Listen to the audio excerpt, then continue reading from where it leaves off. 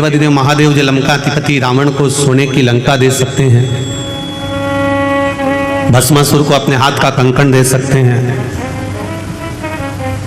कुबेर को कुबेर पद प्रदान कर सकते हैं, इंद्र को अपनी सत्ता दे सकते हैं, भगवान नारायण को जो लक्ष्मी प्रदान कर सकते हैं, भगवान राम के लिए स्वयं समुद्र के किनारे रामेश्वर के रूप में विराजमान हो सकते हैं, जो भगवान कृष्ण के लिए नागेश्वर और सोमनाथ के रूप में विराजमान हो सकते हैं, जो संपूर्ण विश्व के कल्याण के लिए केदारेश्वर बनकर विराजमान हो सकते हैं, वो देवादिदेव महादेव आपको भी कथा श्रवण करने वाले को भी खाली नहीं छोड़ सकते, वो भी कुछ न कुछ आनंद दे ही सकते हैं, क्योंकि ये शिव भक्ति ही कुछ ऐसी है। तेरी कृपा बिना न हिले एक भी अणु, लेते हैं श्वास तेरी कृपा से तनो तनो, बखान क्या करूं मैं राखों के ढेर का, चपटी भवोत में है खजाना कुबेर का। महाराज अभी पूज्य गुरुदेव अपनी वाणी से कह रहे थे कि ये पुराण है,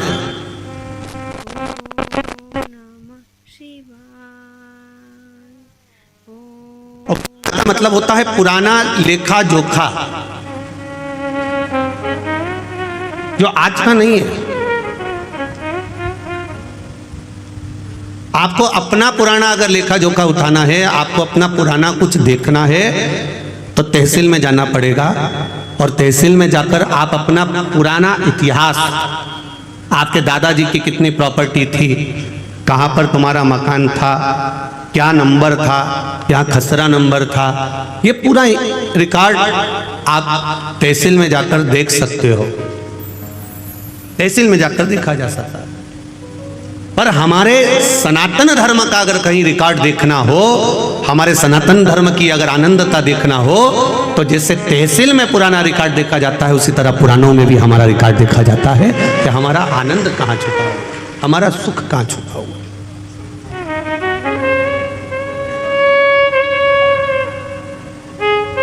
शिव भक्ति सारी समस्या का हल, एक लोटा जल। आप शंकर के द्वार जा रहे हो, शिव के द्वार पर पहुंच रहे हो, शंकर भगवान को एक लोटा जल समर्पित कर रहे हो, एक बेलपत्र अगर आप देवादिदेव महादेव को सहजता है, मेरे देवादिदेव महादेव को तुम्हारी दौलत, तुम्हारी संपदा, तुम्हारा वैभव, तुम्हारा धन, उससे कोई मतलब नहीं। अगर दौलत से मतलब होता मेरे देवादिदेव महादेव को, तो रावण ने भगवान शंकर से कहा था, भोलेनाथ कैलाश पे रहते रहते तुम्हें बहुत समय हो गया, अब मैं तुमको लंका लेकर जाना चाहता हूं, सोने की लंका में आप रहिए, स्वर्ण की लंका में आप विराजमान रहिए, चलिए मेरे साथ, आप सोने की लंका में चलिए। भगवान जानते हैं कि ये लंका अधिपति रावण है, ये विद्वान जरूर है पर विद्यावान नहीं है। पहले भी कथा में कहा है, आज फिर कहते हैं, विद्वान और विद्यावान में अंतर होता है।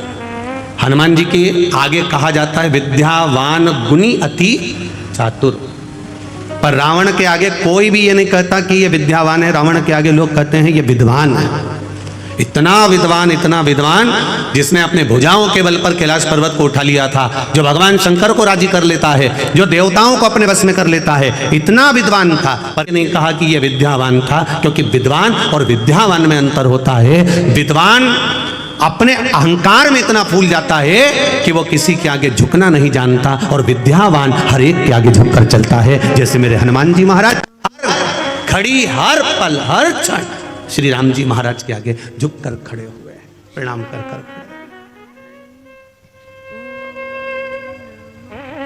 मेरे राम जी महाराज के आगे मेरे हनुमान जी महाराज हमेशा नम्र होकर झुककर खड़े।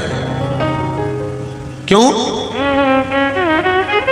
क्योंकि विद्यावान गुणी अति चातुर। विद्या जिसके भीतर विद्या सही तरह से प्रवेश कर जाती है, जो ज्ञान पूर्ण तरह से आनंदित कर कर प्राप्त कर लेता है, वो झुकना सीख जाता है।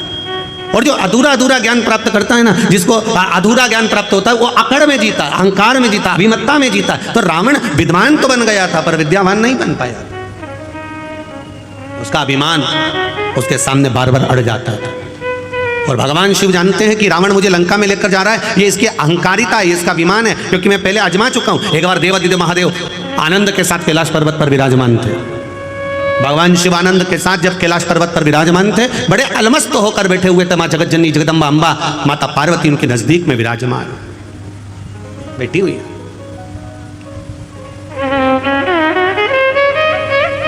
विशर्वा बाबा के पुत्र कुबेर भी हैं और विशर्वा बाबा के पुत्र लंकाधिपति रावण भी हैं। कुबेर के पास में पूरा लंका का राज्य था, पर कुबेर को रावण का जो व्यवहार था वो अच्छा नहीं लगता था, इसलिए कुबेर ने हाथ जोड़कर अपने पिताजी से कह दिया कि मुझे ये लंका का राज्य नहीं चाहिए, मैं ये छोड़कर जा रहा हूँ, मैं अलग कोई अलकापुरी का निर्माण कर कर उसमें मैं विराजमान हो जाऊंगा। और कुबेर चले गए, आनंद के साथ रहने लगे। जब रावण की सत्ता लंका पर आ गई और लंका पर जब सत्ता आई, जब वैभव प्राप्त हो गया, तब रावण ने उपद्रव मचाना प्रारंभ कर दिया, क्योंकि अभिमान इतना समाया हुआ था, अहंकार इतना समाया हुआ। एक बात अपने जीवन में उतार कर रखिएगा, इंजीनियर बन जाओ, डॉक्टर बन जाओ, सीए बन जाओ, कलेक्टर बन जाओ, चाहे तुम किसी पद पर विराजमान हो जाओ, पर शिव महापुराण की कथा कहती है कि आपको पद जिस परमात्मा की कृपा से मिला है, जो यश उस परमात्मा की कृपा से मिला है, वो परमात्मा की कृपा से प्राप्त हुआ है। इसलिए पद और प्रतिष्ठा पाकर आप अहंकार में मत डूब जाना, क्योंकि अहंकार में तीन गए, धन वैभव और वंश। ना मानो तो देख लो रावण, कौरव और कंस, ये तीनों अहंकार में चले जाते हैं, ये तीनों अभिमत्ता में चले रहे। आप इंजीनियर बनिए, मना नहीं, आप कलेक्टर बनिए, मना नहीं, आप एसपी बनिए, मना नहीं, आप डॉक्टर बनिए, मना नहीं है, पर कहीं इतना अभिमान, इतना अहम, इतनी अहंकारिता हमारे भीतर प्रकट ना हो जाए कि जिसके बल पर हम पुनः फिर नीचे आ जाए। वो अभिमत्ता हमारे भीतर नहीं आना चाहिए।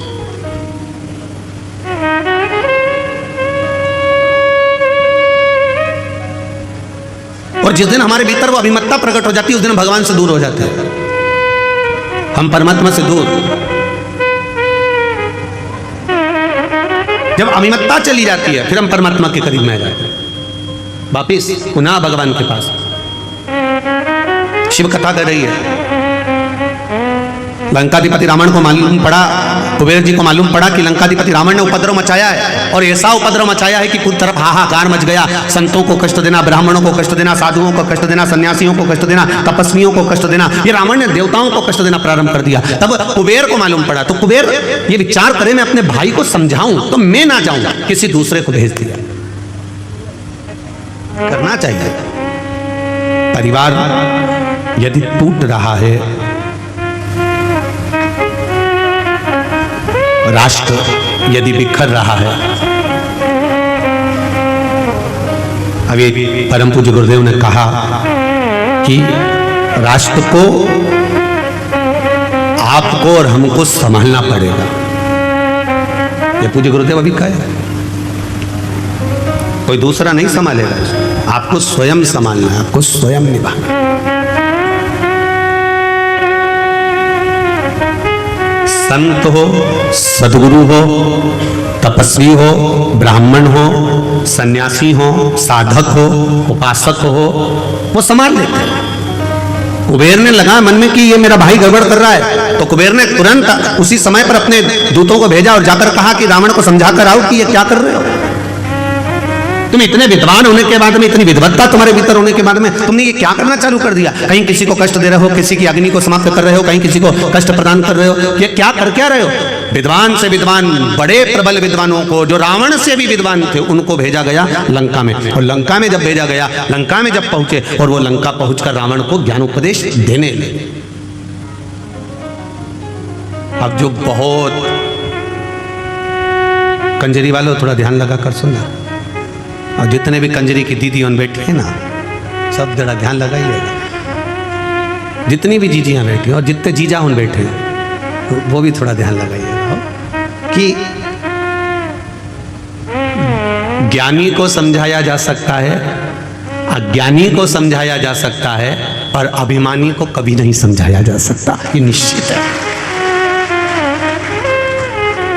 अब कोई ज्ञानवान है तो उसको समझा सकते हो, कोई अच्छा ज्ञानी व्यक्ति है, पढ़ा लिखा है, समझदार है, उसको समझाओगे ये मत करना, आगे से ऐसा ना करिएगा, ऐसा ना करिएगा, तो वो समझ जाएगा। कोई अज्ञानी है, एक बार नहीं समझेगा, 2 बार में समझेगा। अज्ञानी है तो वो मुंह भी नहीं चलाएगा। आओ इन्हें कह दिया मेरे को नहीं करना, नहीं करना तो उठ के चला गया। अज्ञानी है, उसमें अज्ञानता है, वो नहीं समझ सकता। अब ज्ञानी को समझा लोगे, अज्ञानी को समझा लोगे, पर जिसके भीतर अभिमान भरा हुआ है, बताओ कल का छोरा हमको समझाएगा, बताओ कल की बहू आई ये मुझे ज्ञान देगी। कई कई सास उनके देती है कल की आई है और मुझे बदलना चाहती है, कल की आई। मतलब इसके भीतर ये अभिमान भरा हुआ है, अहंकार भरा हुआ है, और ये अभिमान जब तक भरा हुआ है तब तक ये सुधर नहीं सकता। इसलिए ज्ञानी को समझाया जा सकता है, अज्ञानी को समझाया जा सकता है, पर जिसके भीतर अभिमान भरा है उसको समझा सकोगे तो जम के जरा समझा पाओगे? नहीं समझा सकते, आप कितना ही प्रयास करें समझा नहीं समझ सकते। सास कह रही है गुड़ को गर्म कर उसमें तिल्ली भूंज के डाल दे, लड्डू बन जाएगा, पर बहू नहीं, मैं तो गुड़ को फोड़ूंगी, उसमें कच्ची तिल्ली बिना सीखी डाल दूंगी और ऐसे ऐसे गोल गोल करके लड्डू बना दूंगी, हो गई संक्रांति, लड्डू तैयार।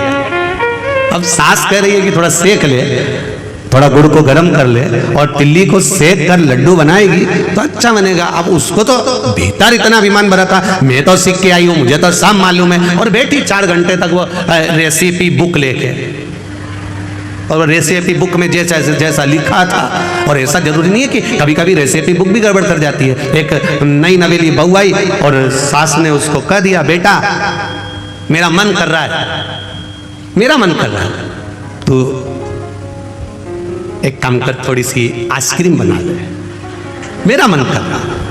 बहू ने कहा मम्मी तुम भी क्या आइसक्रीम खाना? अब भी बनाती हो। उसने तुरंत अटैची में से रेसिपी बुक निकाली, 2 किलो दूध धीमी आंच पे रखो, गैस चालू करो, फिर धीरे धीरे उसको हिलाओ। अब वो हिलाते हिलाते उसमें बेकिंग पाउडर डालो, और क्या क्या डलता तुम्हें मालूम होगा, इलायची का पाउडर डालो, फिर धीरे धीरे उसका पूरा रेसिपी बुक तैयार करो। अब बुक तैयार करा, और तैयार करने के बाद में फिर उसने पढ़ा 1 घंटा फ्रिज में रखो। अब ये गई और कर आई जो जैसा जैसा लिखा था। 2 घंटे के बाद सास ने फ्रिज खोला, और फ्रिज खोला तो बहू को आवाज लगाया, बेटा ओ बेटा, बहू हाँ मां इधर आ, ये मंदिर का घंटा फ्रिज के अंदर किसने रखा? बहू तुरंत पल्लू लेके बोली माँ मैंने रखा है। क्यों? बुक में लिखा था 1 घंटा फ्रिज में रखो, इसमें लिखा 1 घंटा फ्रिज। सास ने बुक को लिया और माथा से ठोका, अरे ओ पगली, वो बुक में लिखा था जो तूने घोल बनाया था उसको 1 घंटा फ्रिज में रखना था, तू मंदिर का घंटा लाके फ्रिज में रख दिया। अब बताओ वो आइसक्रीम तैयार हो, वो आइसक्रीम बनेगा। तो ज्ञानी को समझा सकते हो, बोलो बोलो आगे बोलो, अज्ञानी को समझा सकते हो, पर वो तो बढ़िया एकदम तन्न होकर अब अभिमानी को नहीं समझा सकते कि साहब ये रेसिपी ऐसी बनेगी। तुम समझा, उसको समझाना मुश्किल, बहुत कठिन है समझाना, समझा लो।